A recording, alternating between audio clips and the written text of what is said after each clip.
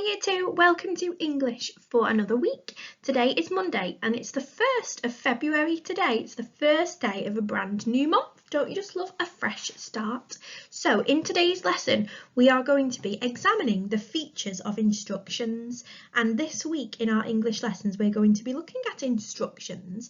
And in today's lesson, we're going to think about the features of instructions. That just means all of the things that instructions have, a little bit like ingredients to a cake, all of the important pieces of information that they need to have to be instructions. As always, handwriting time. So if you've got the worksheet, fabulous, you can do it on there. If you're working on some paper, that is a-okay too. What I would like you to do is, if you are in the spelling bees, the word that I would like you to practice is on the screen now. It's a contraction, and it's a contraction of the words I have, and so that becomes I've. And I want you to just take a look at that word and look at how the apostrophe sits up there near the top red line. And we know that it's replacing the letters that are missing, don't we? We looked at contractions, not last week, the week before, I think it was. So if you're in the spelling bees, that's the word that you need to write 3 times for me. And if you are in the wise owls, you are looking at this spelling rule, or this is one of the spelling rules you're looking at, E, cup of tea. And I would like you to write the word tea 3 times for me, remembering that T is a teenager, so it does not touch that top red line, it sits just below it.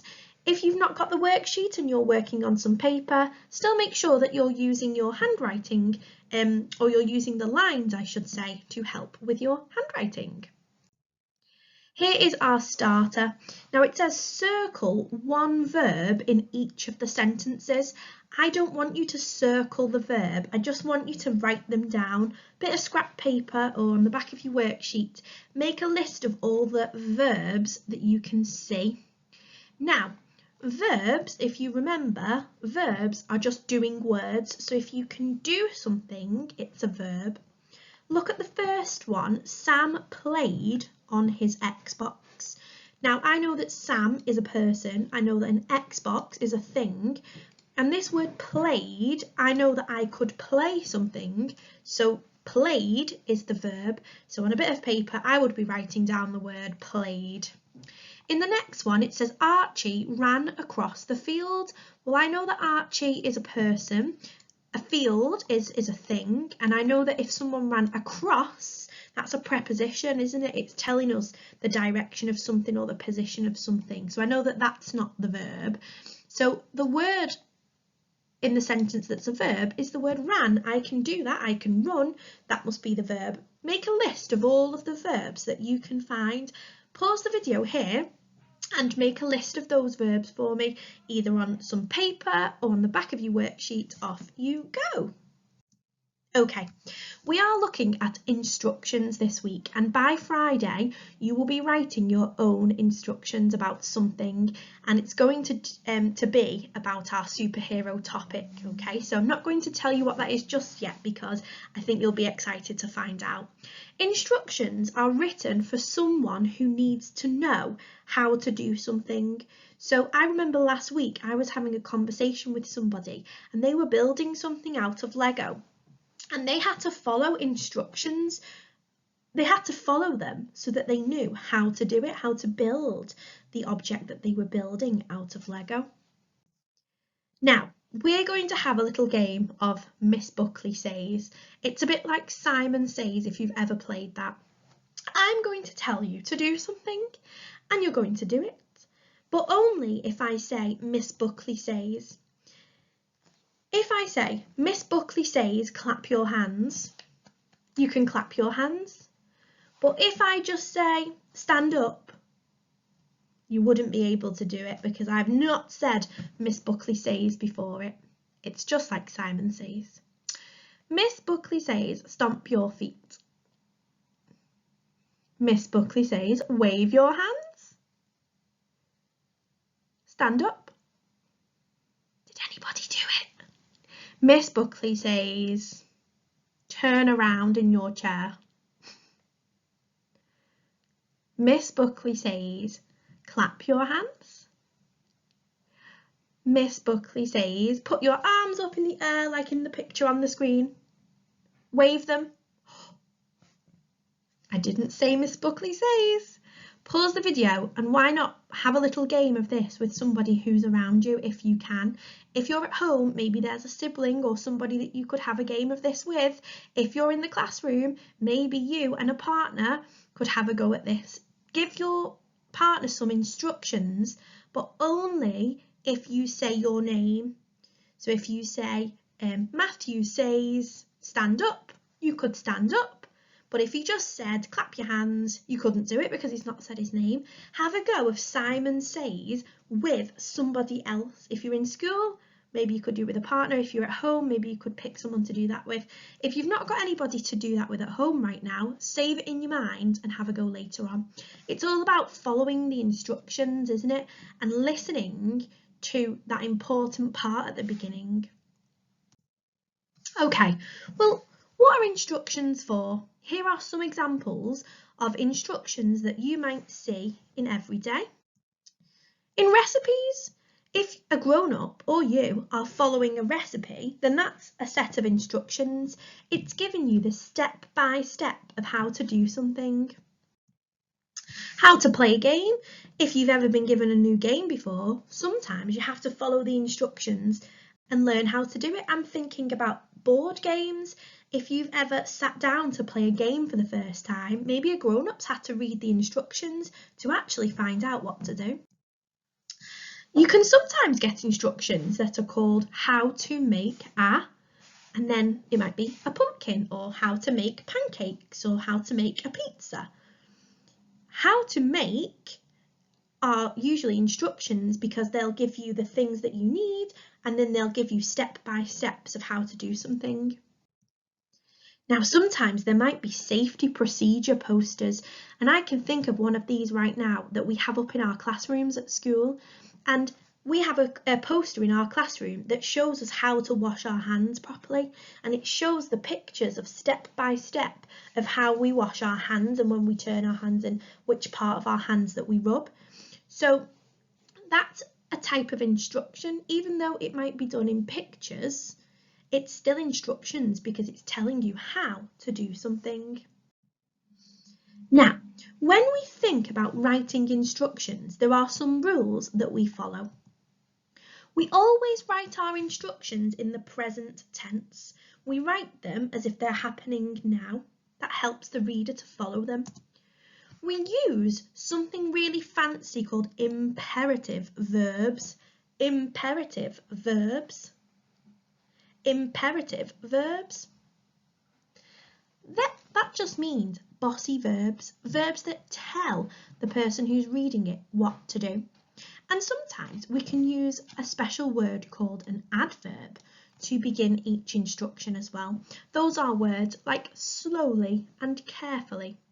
Some adverbs end in ly and they describe how you do something. So if you were pouring some milk into a cup, you might say slowly pour the milk into a cup. Number 3 is that we always use topic words. So we use words that will help the person who's reading them understand the topic that we're writing about. So if you were writing a set of instructions of how to make a pizza, you'd be using words that people would be familiar with in that topic. We use time conjunctions, so that just means we use joining words that tell us about the time of something. So first, next, after that, then. Those are all time conjunctions. And we also use clear descriptions. We don't say, go and grab that over there and pop it that way, because we wouldn't know exactly what you mean. You'd say, cut it up into 3 small pieces, not just cut it up any way you want. You have to always give clear descriptions if you're writing instructions. Now, this is a really good one, so what I'd like you to do is pause the video here and you can have a little look at these instructions. It's called How to Plant a Sunflower Seed. I don't want you to plant one, I just want to show you. So on the left hand side here is a what you need, so it's giving us all of the things that we'd need if we were doing this. We're not, but this is just an idea. And then you can see that every step in the instruction starts with Well, most steps in the instructions start with a time conjunction, first, then, next. And then you can see that this one begins with a bossy verb. It's telling us to cover something. It doesn't say, now could you please do it? It's just telling you to cover the seeds with a little more soil. And then the final instruction begins with one of those adverbs, those ly words. Gently pour more water onto the soil, so gently do it. Not all adverbs end in ly, but most of them do. And when we're writing instructions, we tend to use ones that end in ly as well. So pause the video, and if you've got somebody to discuss this with you, have a little chat to the person around you about what you can see and the different features that you. Okay, when we're looking at a set of instructions, these are the things that we would usually see. So these are the features, and I said at the beginning that features are a little bit like ingredients. When we're writing something, if we're writing, a set of instructions, we include certain things, and these are the features that we include. So these are what instructions must have. They have a title, how to plant a sunflower, how to make a pizza, a Greek salad, that might be the recipe name. Then we will usually have a you will need section, so a section that gives the reader an idea of all of the things that they're going to need. Then there'll also be an equipment list, so you might need a pan or a bowl or a spoon or something to mix with. Those will be part of your equipment list. You'll also have some bossy verbs, imperative verbs, and we're actually going to spend some time this week looking at what bossy verbs are and what their job is. They'll also include some time conjunctions, though that is just a fancy way of saying first, last, next, then, just time words, words of time. They'll also have just ordinary conjunctions, and, because, if, when, just ordinary joining words, or, but. And then usually, and in a set of instructions, it will have a diagram. Not all the time, but sometimes it might have a diagram that shows you either what your final product will look like or what the steps will look like. I mentioned Lego, and in Lego there aren't any words that you follow, but the diagram is what you follow. That's what you use to help you make the final product. When we see time conjunctions in a set of instructions, time words sometimes tell us the order that something is happening. So first, after that, while, as, before, finally, then. They are all on the screen right now, or there are some on the screen right now for you to look at. But this week, as well as looking at imperative verbs, we'll also look at some of these time words in a bit more detail. But I just wanted to draw your attention to some of them. If you want to, pause the video and just have a look at the little poster on the screen that has some examples of time words on as well. In our main activity today, we're going to look at some instructions, and I found a fun set of instructions that you might want to use maybe at the weekend to create this thing that I'm going to show you. And we're going to look at the set of instructions and we're going to point out the features. So we're going to think about the features that it has. And actually, the features make a text easier to understand. If I've got the list of equipment and the list of ingredients and then the steps to follow, it actually makes it much easier for the reader to understand. So here are the instructions that we're going to look at. It's a set of instructions how to make pancakes, and what we're going to do is we're going to pick out all of those features and we're going to circle them in a different colour. Now if you've not got the colour that I've asked you to circle it in, that's fine, just change it on the sheet. You could just say, oh, I'm not using green for my title, I'm using black, or whatever you're using. I just want you to really understand where the features can be found in the instructions. If you are unable to print out the worksheet, that's also okay, but what you could do is you could write down the word title, and then next to that you could just copy out what the title says. You could write down you will need and then just copy out the things that you need. I just want you to focus on where the features are and what it looks like. Okay, so if you can't print the sheet, don't worry about it. Just find a way that works best for you to complete this activity. I've given you an idea there of how you could do that. So what we're going to do is we're going to circle each feature in a different colour. So the title, I'm going to circle it in green, okay? And the title is how to make pancakes. So I'm going to circle that in green. That is the title of the text. Now, I'm going to look at the you will need section after that, and I can see that my you will need section is here. And it says you will need plain flour, milk, eggs, butter and your favourite toppings. Those are the things we need. Then it says equipment. That's a bit tricky to see, but it says equipment in yellow. So I'm going to circle my equipment list. It's here. And I can see that I would need a sieve, a mixing bowl, a wooden spoon, a pan and a spatula if I was making these pancakes. I'm not going to make them today, sadly. I wish I was. The next one is verbs, so doing words. I'm going to circle all of the verbs in orange. Now it says sift 220 grams of flour into the mixing bowl. Sift is a conjunction, I can do that with the sieve. Then it says crack 2 eggs into the bowl. Crack is a verb, I can do that to the eggs, I can crack them. Carefully pour 570 millilitres of milk into the bowl. Quickly stir the mixture until it is smooth. Put some butter into a pan. Melt the butter until it starts to bubble. Then pour a spoonful of the mixture into the pan. Let the mixture cook until it starts to become solid.